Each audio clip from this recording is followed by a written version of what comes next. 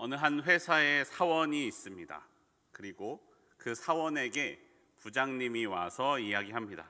우리 사무실에 오늘 중요한 손님이 오기로 했습니다. 그분을 잘 맞아 주십시오. 그런데 시간이 좀 지나고 부장님이 안 계신데 한 사람이 추리닝 복장에 슬리퍼를 찍찍 끌고 나타났습니다. 그리고 부장님의 이름을 부르며 그 부장님 어디 있습니까? 하고 찾습니다. 우리는 이 사람을 어떻게 대해야 할까요? 영화나 드라마에 많이 나오는 설정이지 않아요? 이럴 때 이 사람은 어떤 사람이에요? 보통 사장님이거나 아니면 아주 중요한 거래처의 고객이거나 그런 상태이죠. 우리가 그 사람의 복장이나 그 사람의 외형이나 그 사람 때문에 우리가 그 사람을 존중하고 손님으로서 대해야 하는 것이 아니라, 우리가 왜 그 사람을 존중하고 손님으로서 대해야 합니까? 그것은 부장님께서 그렇게 하라고 말씀하셨기 때문에 회사에서는 내가 비록 그렇지 않아 보이는 사람에게도 그렇게 존중하며 고객으로서 잘 대해야만 할 때가 있습니다. 물론 회사 일을 하는데 복장과 태도 같은 기본적인 것이 지켜지지 않는 그 사람에게도 문제가 있을 수 있지만, 우리가 그 사람을 대하는 태도의 중심은 무엇이냐? 나에게 잘해주라 명령한 부장님의 말씀, 부장님 때문에 그렇게 해야 된다라는 것이죠. 결코 그 사람의 복장이나 태도의 권위에 의지하는 것이 아니라 부장님의 권위에 의지해서 그 말에 순종하는 것이죠.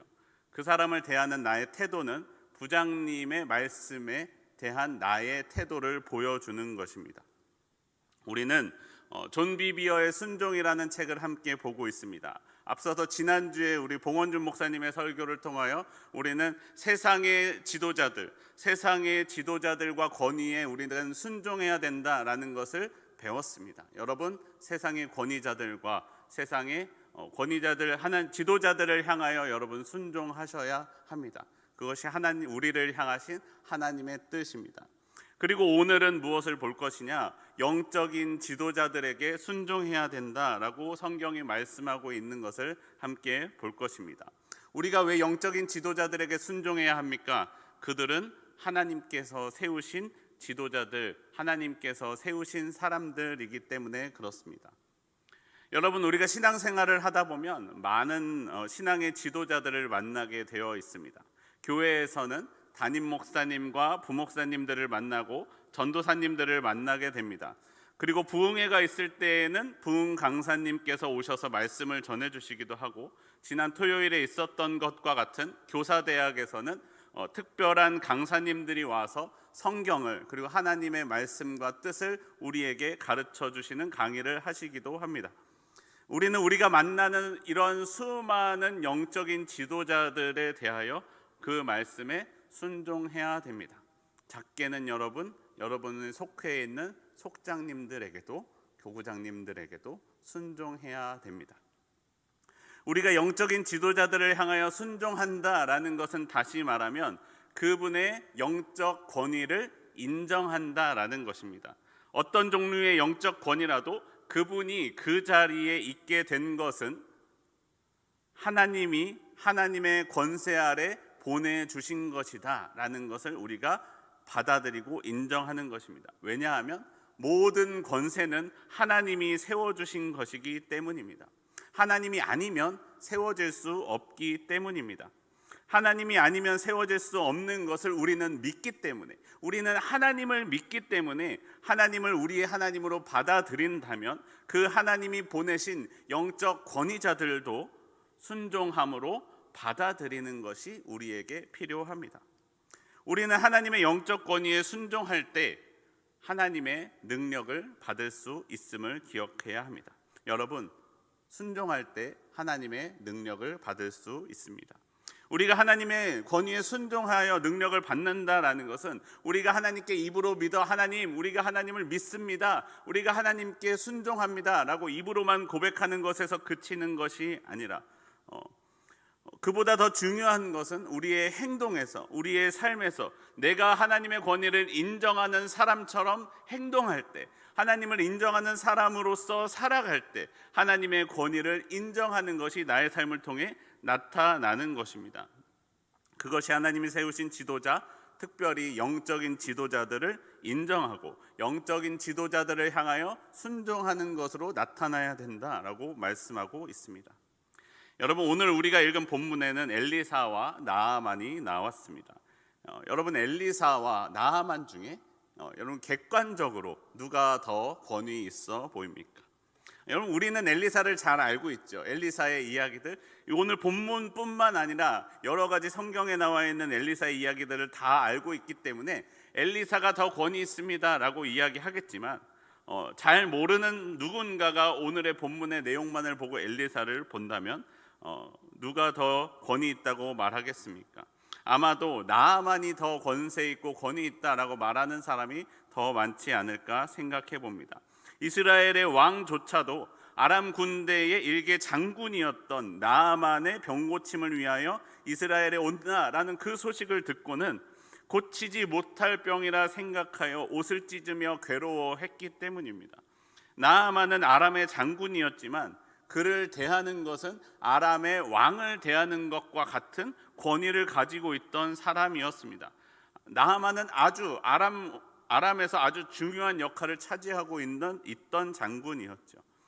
나아만은 수많은 군사와 병거와 사람들을 거느리고 이스라엘로 그리고 엘리사에게로 찾아왔습니다. 세상에서 보기에는 그것이 더 권위 있어 보일 수 있습니다. 하지만 여러분, 영적 권위에 대해서는 다릅니다. 하나님의 사람 엘리사가 영적 권위자임이 분명합니다.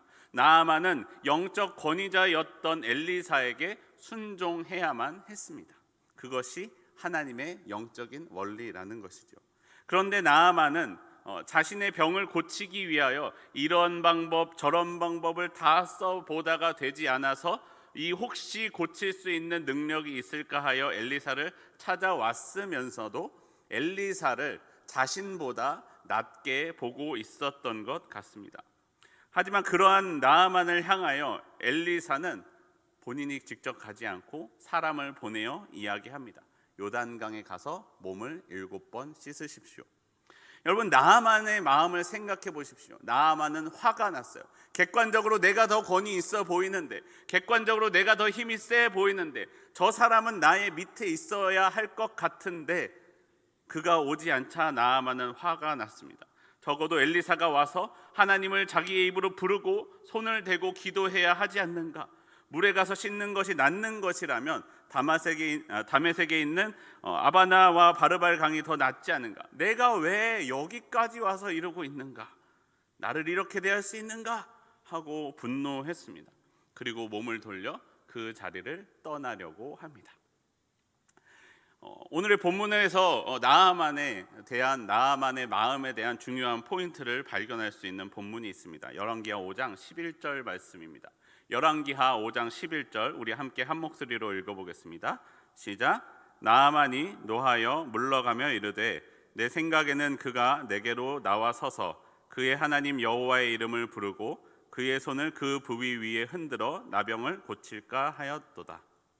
여기서 나아만에게 중심이 되는 단어가 무엇입니까? 바로 내 생각에는 이라는 단어예요. 내 생각에는 엘리사가 직접 나와야 되지 않느냐? 내 생각에는 엘리사가 나와서 여호와의 이름을 불러야 하지 않느냐? 내 생각에는 엘리사가 내 상처에 손을 대어야 하지 않느냐? 내 생각에는 더 좋고 깨끗한 물이 있지 않느냐? 내 생각에는 이렇지 않느냐?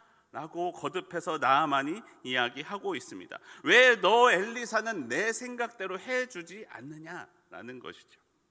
그러나 여러분, 되돌아 생각해 보십시오.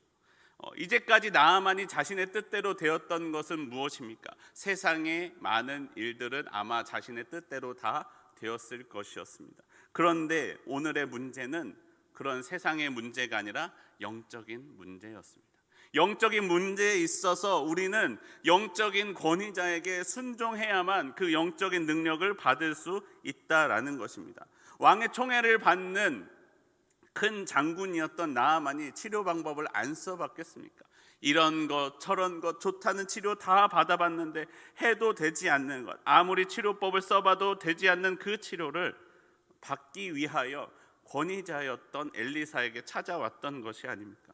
그런데 여전히 엘리사는 내 생각에는 내가 인정하기에 합당한 방법만을 생각하고 있었습니다. 그런데 이때 나아만에게 나와 조언해주는 사람들이 있었습니다. 여러분 본문 13절을 보면 이렇게 나옵니다. 열왕기하 5장 13절 말씀입니다. 그의 종들이 나와서 말하여 이르되 내 아버지여 선지자가 당신에게 큰 일을 행하라 말하였다면 행하지 아니하였으리이까 하물며 당신에게 이르기를 씻어 깨끗하게 하라 함이리이까 하니. 나아만의 종들이 나아만에게 나와서 이야기합니다. 더 큰 일을 행하라 하면 하지 않았겠습니까? 다만 몸을 씻으라는 것뿐인데 그쯤이야 못할 것이 어디 있겠습니까? 라며 나아만을 순종의 길로 인도해 줍니다. 여러분, 종들은 어떤 사람입니까? 순종에 익숙한 사람들이죠. 종들은 알고 있었어요. 내가 내 힘으로 일하는 것이 아니라는 것을요. 종들은 누구의 힘으로 일합니까? 주인의 명령에 따라, 주인의 뜻을 따라 일할 때 주인의 힘으로 일한다는 것을 종들은 알고 있었습니다. 그래서 자신의 생각대로 일하는 것이 아니라 주인의 생각대로 일해야 내가 주인의 힘을, 주인의 능력을 받을 수 있다라는 것을 알고 있었습니다. 그래서 나아만에게 그렇게 말해 주었던 것입니다. 그래도 다행히 나아만은 그 종들의 소리를 들었습니다. 나아만이 엘리사에게 올 때 어린 여종의 말을 듣고 엘리사에게 왔던 것처럼 말입니다. 그리고 나아만은 종들의 말을 따라 순종하여 요단강으로 나아가 몸을 씻었습니다. 그리고 그때 순종하였을 그때에 그의 몸은 어린아이의 살같이 회복되어 깨끗하게 되었다라고 말씀하고 있습니다. 여러분, 나아만이 내 생각에는 이라고 말하면서 순종하지 않았을 때에는 엘리사가 영적인 능력을 가지고 있었지만 나아만에게 아무런 영향도 미칠 수가 없었습니다. 능력을 발휘할 수 없었습니다.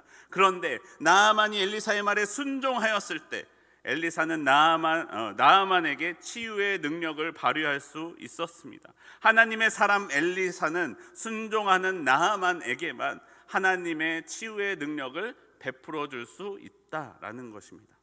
나아만이 엘리사를 존경해야 했던 이유는 무엇입니까? 나아만이 엘리사에게 존경해야 했던 이유는 모두 다 하나님 때문입니다. 엘리사가 하나님이 세우신 지도자였기 때문입니다. 하나님이 하나님의 사람으로 엘리사를 세우셨기 때문에 나아만은 엘리사에게 순종해야 했습니다. 그래야 하나님의 능력을 받을 수 있는 것이죠. 인간 엘리사는 나아만이 보기에 보잘것없었죠. 자기가 한 손으로 싸워도 이길 수 있는 존재였고 자기가 가진 힘과 권력으로 짓밟아 버릴 수 있는 존재 같아 보였지만 인간 엘리사는 그렇지만 인간 엘리사가 아닌 하나님의 사람 엘리사는 나아만이 순종해야만 했던 대상이었다라는 것입니다. 하나님의 사람 엘리사의 말에 순종할 때 나아만은 하나님의 능력을 경험할 수 있습니다. 나아만이 하나님의 능력을 경험할 수 있었던 것이 순종이었던 것처럼 여러분, 우리도 하나님의 능력을 받기 위해서는 하나님이 세우신 사람들의 말에 순종하여야 합니다. 순종할 때 하나님의 능력을 받을 수 있습니다. 우리가 순종할 때 만약 나아만이 순종하지 않았더라면, 하나님의 사람 엘리사에게 순종하지 않았더라면 받을 수 없었던 그 능력을 순종함으로 받은 것처럼 여러분, 우리가 순종하지 않으면 하나님께서 보내신 세우신 영적 권위자들의 말에 순종하지 않으면 우리는 누구의 힘으로 일합니까? 나의 힘으로 일하게 됩니다. 그런데 우리가 순종할 때, 그 말씀에 순종할 때 우리는 나의 힘이 아니라 그 영적 지도자를 보내신 하나님의 힘으로 우리가 일하게 되고 하나님의 능력을 받을 수 있게 된다라는 것을 기억해야 됩니다. 여러분, 순종이 능력의 통로입니다. 순종할 때 능력을 받을 수 있습니다.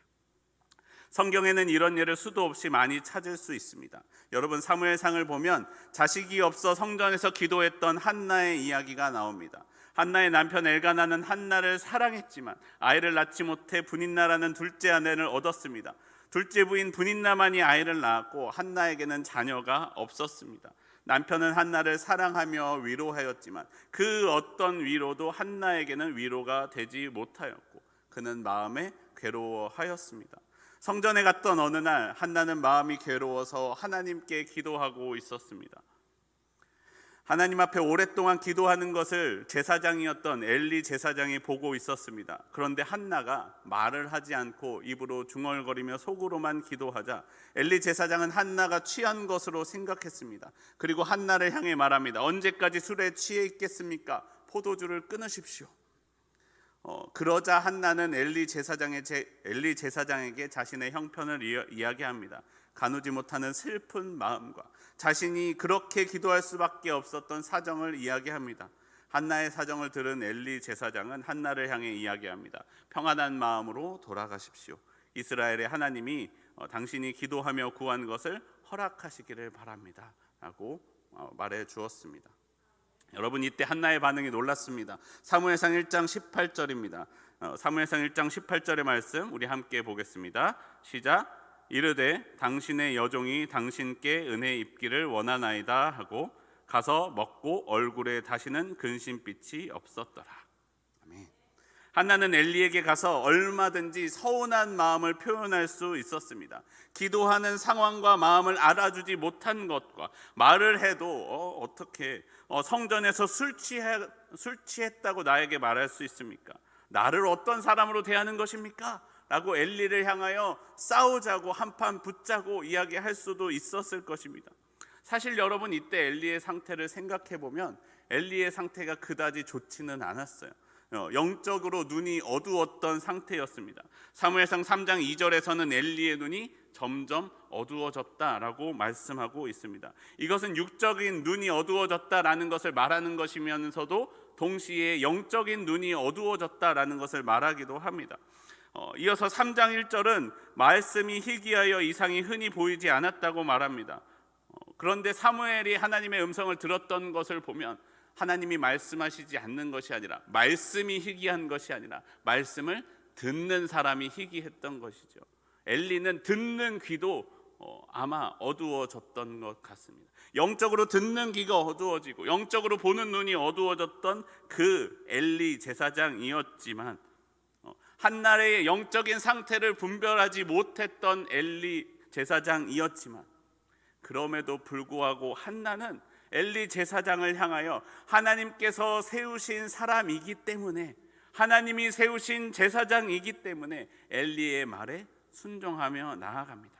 그냥 입으로만 네, 그래요, 그렇죠, 알겠습니다 하고 간 것이 아니라 마음으로 진짜로 네, 알겠습니다 하고 순종하고 진심으로 마음으로 받아들이고 그 마음이 이제는 평안한 마음을 갖게 되었습니다. 다시는 그 문제로 얼굴에 근심빛을 품지 않았습니다. 그러자 그 엘리 제사장에게 한나가 순종하자 하나님의 역사하심이, 하나님의 능력이 일어납니다. 사무엘상 1장 19절 말씀입니다. 그들이 아침에 일찍 일어나 여호와 앞에 경배하고 돌아가 라마의 자기 집에 이르니라. 엘가나가 그의 아내 한나와 동침하매 여호와께서 그를 생각하신지라.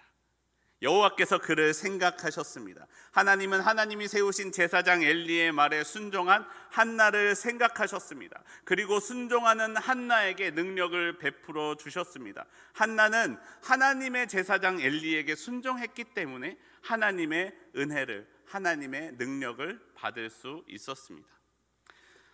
여러분, 우리 교단에서는 많은 교단들이, 대부분 교단들이 그렇지만 교단에서 안수를 받을 때 우리 교단은 감독님들과 감리사님 그리고 자신이 존경하는 목사님 한 분을 모셔서 목사 안수를 받습니다. 여러분, 안수 받을 해가 가까이 오면은 많은 생각이 들어요. 누가 안수해 줬으면 좋겠습니까? 내가 존경하고 내가 좋아하는 목사님이 안수해 주셨으면 더 좋겠죠. 그런 마음이 있죠. 기왕이면 감리사님이, 내가 안수받을 때 감리사님이 내가 좋아하는 분이었으면 좋겠고, 내가 안수받을 때 감독님이 내가 존경하는 분이면 좋겠고, 내가 안수받을 때 이런 분이 나를 안수해 줬으면 좋겠다라는 마음이 나의 가운데 있죠. 그런데 꼭 그렇게 되지 않을 수도 있잖아요. 꼭 그렇게 되지 않고 내가 좀 안 좋게 생각하는 감독님이 나의 안수받을 차례에 안수를 하실 수도 있어요. 내가 별로 안 좋게 생각하는 감리사님이 안수를 하게 될 수도 있습니다. 그러면 그분이 하는 그 안수의 능력이 없습니까? 아니면 그래도 능력이 있습니까? 그의 영적인 권위는 어디서 나오는 것입니까? 감독님이 감독님으로서 가지고 있는 영적인 권위가, 감리사님이 감리사님으로서 가지고 있는 영적인 권위는 누구로부터 나오는 것입니까? 하나님으로부터 나오는 것입니다. 인간적인 나의 마음에는 저분은 별로 마음에 안 드는데, 저분은 좀 아니었으면 좋겠는데 하는 나의 마음을 그대로 내가 그 앞에 앉아 무릎을 꿇어 안수 받는다면 나는 그 안수 가운데 은혜를 받지 못할 것입니다. 그런데 내가 그럼에도 불구하고 그분이 하나님께서 세우신 지도자임을 인정하고 순종하며 무릎 꿇어 그분의 말씀대로 안수를 받을 때 그 안수의 능력은 감독님과 감리사님과 목사님의 능력이 임하는 것이 아니라 그분들을 세우신 하나님의 능력이 그 가운데 임하게 됨을 기억하십시오. 여러분, 많은 교회들, 제가 갔던 교회들 중에 그런 교회들이 있어요. 어떤 분들은 부목사님들의 신방은 안 받는데요, 담임 목사님의 신방만 받는데요. 왜? 부목사님들의 영적인 권위를 인정하지 않는 분들이 있다는 거예요. 우리 교회는 그런 분들에 대한 이야기를 못 들어봤던 것 같아요. 우리가 내가 그분 모신 그분이 담임 목사님이기 때문에 그곳에 능력이 임하는 것이 아니라 하나님께서 세우신 목사님이기 때문에 그곳에 하나님의 말씀이, 하나님의 능력이 임합니다. 내가 그분을 그냥 부목사님으로 대하면 부목사님의 능력밖에 받지 못해요. 그런데 그분이 하나님께서 보내신 목사님으로 내가 받으면 그 능력이, 누구의 능력이 임합니까? 하나님의 능력이 그 자리 가운데 임함을 우리는 기억해야 됩니다. 그분 때문에 능력이 있는 것이 아니라 그분을 보내신 하나님 때문에 우리 가운데 하나님의 능력이 임하게 됩니다. 성경은 우리에게 분명히 말씀합니다. 하나님의 사람에게 순종하는 것이 하나님께 순종하는 것입니다. 우리는 하나님이 세우신 하나님의 제사장에게 순종함으로 우리가 하나님께 순종함을 알 수가 있습니다. 여러분, 내 생각에는 그렇지 않아 보이는 것 같아도, 내 마음에는 그렇지 않아도 순종할 때, 그냥 내가 그렇게 하지요 뭐 하는 것이 아니라 정말로 마음으로 받아들이고 순종할 그때에 우리는 하나님의 은혜를 받을 수 있다, 하나님의 능력을 받을 수 있다라고 우리에게 말씀합니다. 사랑하는 성도 여러분, 기억하십시오. 순종이 능력의 통로입니다. 순종이 하나님의 우리에게 은혜를 베푸시는 통로입니다. 순종하는 저와 여러분의 삶이 되기를 소원합니다. 우리는 하나님이 세우신 영적인 지도자 하나님의 사람에게 순종합니다. 하지만 당연하게도 교회에 권위 있는 사람이, 그 영적인 권위 있는 사람이 노골적인 타락이나 죄 가운데 있는 사람에게도 순종하라는 말씀은 아닙니다. 앞선 엘리에게도 말씀드렸던 것처럼 영적인 부족함이 있었습니다. 그리고 아들들이 타락한 것을 그대로 두기도 하였습니다. 그것은 하나님 앞에 분명한 죄였습니다. 하지만 한나는 그것을 몰랐기에 순종했고, 한나는 엘리 제사장에게 순종하였습니다. 우리가 알지 못할 때에는 앞서 본 것처럼 영적인 권위에 순종하는 것이 맞습니다. 알지 못할 때는 무조건 순종해야 합니다. 그런데 영적인 지도자가 명백한 죄가 있음이 드러났고 내가 그것을 알게 되었다면 우리는 어떻게 해야 될까요? 순종책에서는 이런 경우에 이렇게 이야기합니다. 그 사람의 더러운 샘에서 더는 물을 길어 마시지 말아야 한다라고 말씀합니다. 지도자가 간음이나 동성애, 착취, 절도, 이단 같은 죄에 빠졌다라는 것을 알게 되었다면, 그리고 그 지도자가 회개하지 않는다면 그 사람에게서 떠나야 한다라고 말씀합니다. 성경은 그런 사람과 먹지도 말라라고 말씀하고 있습니다. 그런데 이때에도 우리는 기억해야 됩니다. 하나님께 죄를 지은 그 지도자는 분명히 하나님의 심판을 받을 것이다 라는 것을 기억해야 됩니다. 어떤 사람의 죄는 먼저 심판대에 설 수도 있고 다른 사람의 죄는 그보다 늦게 설 수도 있지만, 분명한 것은 하나님이 죄를 지은 사람에게 심판하신다는 것이고, 아직 심판하시지 않았다고 할지라도 하나님은 분명히 심판하실 것이다 라는 거예요. 그 심판의 권한은 누구에게 있습니까? 하나님께 있다라는 거예요. 우리는 때로는 착각하고는 합니다. 내가 그 죄악을 알게 된 것이 내가 심판해도 되는 것처럼 착각하고는 합니다. 하나의 잘못된 모습에 집중한 나머지 정확한 판단을 내리지 못하고 의혹들로 듣게 된 것을 사실로 생각합니다. 그 사람을 심판할 권한이 나에게 있는 것처럼 생각하는 사람들이 있습니다. 그런데 여러분, 우리는 기억해야 됩니다. 하나님은 우리에게 누군가를, 특히 영적인 지도자들을 심판할 권한을 주신 적이 없습니다. 하나님은 우리에게 심판하라 말씀하시지 않았습니다. 제가 여러 번 설교할 때 말했던 것처럼 하나님이 우리에게 주신 권리는 무엇입니까? 서로 사랑하는 것. 하나님은 사랑하는 권리를 주셨지 누군가를, 특별히 영적인 지도자를 심판할 권한을 우리에게 주신 적이 없습니다. 그 권한은 누구의 것입니까? 오직 하나님의 것이다 라고 말씀하십니다. 우리는 누군가를 내가 심판함으로써 우리가 하나님처럼 되기를 원합니다. 스스로 하나님처럼 되려고 하는 것과 같다라는 것을 기억해야만 됩니다. 또한 우리가 동시에 그때에 내가 늘 부족할 수 있음을 기억해야 됩니다. 내가 본 것, 내가 들은 것, 내가 알게 된 것, 그것이 그 모든 일의 진실을 말해주지 않는다라는 것이죠. 아까 나아만과 같지 않습니까? 나아만은 무엇이라 생각했습니까? 내 생각에는 이라고 말할 때 하나님의 능력을 받지 못했던 것처럼 내가 보기에, 내가 듣기에, 내가 생각하기에 라는 것으로 그 사람을 판단하면 우리는 하나님의 능력 가운데 거할 수 없습니다. 우리는 고작 나의 시선, 나의 판단 아래에 있다라는 것을 생각하지 못하고 자신이 하나님이라도 된 것처럼 다른 사람을 판단하고 심판하고 싶어하는 것이 우리의 마음이라는 거죠. 그럴 때 우리는 사도 바울의 가르침과 다윗의 모범을 기억해야 됩니다. 첫 번째로 사도 바울의 가르침을 따라야 합니다. 내가 조금 알게 되었다고 그것을 공개적으로 이야기하지 말아야 합니다. 혹시 내가 알게 된 잘못에 대하여는 다른 영적인 지도자들에게 상담하고 더 위의 지도자들에게 전하는 것까지가 나의 역할이라는 것을 기억해야 됩니다. 디모데전서에서는 이렇게 말씀합니다. 디모데전서 5장 19절에 장로에 대한 고발은 두세 증인이 없으면 받지 말 것이요. 공동체의 지도자였던 장로들, 지금 성경에 우리의 장로님들과는 약간 다를 수도 있지만 교회 공동체의 지도자였던 장로님들에 대하여는 한 사람의 증언으로, 한 사람이 선포하는 것으로 되는 것이 아니라 두세 사람의 공통적인 증언이 있을 때 증거가 나오지 않으면 받지 말아야 된다라고 말씀하고 있습니다. 그리고 이어서 말합니다. 디모데전서 5장 20절에 범죄한 자들을 모든 사람 앞에서 꾸짖어 나머지 사람들로 두려워하게 하라.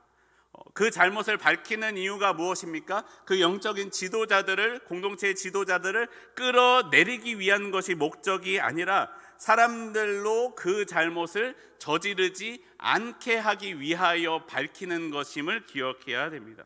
잘못을 저지르지 않게 하기 위하여, 잘못된 지도자들을 끌어내리거나 내쫓기 위함이 아니라 사람들로 그것은 죄이기 때문에 여러분 그렇게 해서는 안 됩니다라는 것을 알려주기 위하여 하는 것이죠. 다시 말하면 영적인 지도자들의 잘못을 지적하는 것은 두세 사람의 공통된 증거가 나왔을 때 그 잘못을 바로잡기 위하여 그 사람을 사랑하는 마음으로 사용되어야 한다라는 것을 우리가 기억해야 됩니다. 그것이 사도 바울의 가르침입니다. 그런데 아무리 잘못을 지적해도 고치지 않는 사람이 있을 수도 있죠. 완전히 하나님의 뜻을 떠난 것 같아 보이는 사람이 있을 수도 있죠. 이때 두 번째로 우리는 다윗의 모범을 보고 배워야 합니다. 다윗은 이렇게 하였습니다. 우리가 지도자의 잘못을 알게 되었을 때 그것을 바로잡고자 하였는데 듣지 않는 사람을 만났을 때 다윗은 이렇게 하였습니다. 다윗은 악신의 부림을 받는 사울에게서 쫓겨나고 죽을 뻔했던 그 상황을 겪으면서도 끝까지 사울을 공경하였습니다. 하나님이 기름 부으신 종임을, 사울이 하나님의 기름 부음을 받은 종임을 기억하였습니다. 심판은 오직 하나님이 하시도록 다윗은 피하며 기다릴 뿐이었습니다. 비록 지금은 잘못하여 하나님의 뜻을 떠난 사람일지라도 그가 본래 하나님의 기름 부으심을 받았던 사실과 하나님께서 그를 통해 역사하셨던 사실이 변하는 것은 아닙니다. 그리고 아직 하나님께서 그를 심판하시지 않는 것은 아직 하나님께서 그를 통해 해야만 하는 일들이 있다라는 것을 기억하기 때문입니다. 하나님이 심판하실 때까지, 하나님의 때까지 피하며 기다리는 것이 다윗이 했던 일이었습니다. 하나님이 그를 세우신 이유가 있을 것이기 때문입니다. 하나님이 세우셨고 하나님이 심판하실 것이기 때문입니다. 하나님이 심판을 미루시고 있는 이유가 있습니다. 하나님이 내가 알지 못하는 역사하심을 이루기를 바라며 그곳 가운데 계십니다. 하나님은 그도 사용하실 수 있습니다. 사랑하는 성도 여러분, 우리는 순종해야 합니다. 특별히 하나님이 세우신 영적인 지도자들에게 순종해야 합니다. 다른 지도자들에게도 그렇지만 영적인 지도자들에게 순종해야 하는 것은 그의 영적인 권위 위에 하나님이 계심을 우리가 기억하기 때문입니다. 하나님이 세우셨음을, 영적인 권위를 세우신 하나님을 믿는 것입니다. 하나님을 믿기에 우리는 순종합니다. 우리가 순종할 때 하나님의 능력을 받아 누릴 수 있습니다. 그리고 혹 영적인 지도자들의 잘못을 발견하게 된다면 스스로 심판하려 하지 말고 영적인 지도자들의 심판의 권한이 하나님께 있음을 기억하며 하나님의 때를 기다리며 하나님의 역사하심을 기다리는 것입니다. 우리는 하나님을 믿기 때문에 하나님의 심판의 때를 기다리며 피해야만 합니다. 사랑하는 성도 여러분, 하나님을 믿으며 하나님께 순종하며 하나님이 보내신, 하나님이 세우신 사람들께 순종하는 저와 여러분의 삶이 되기를 소원합니다.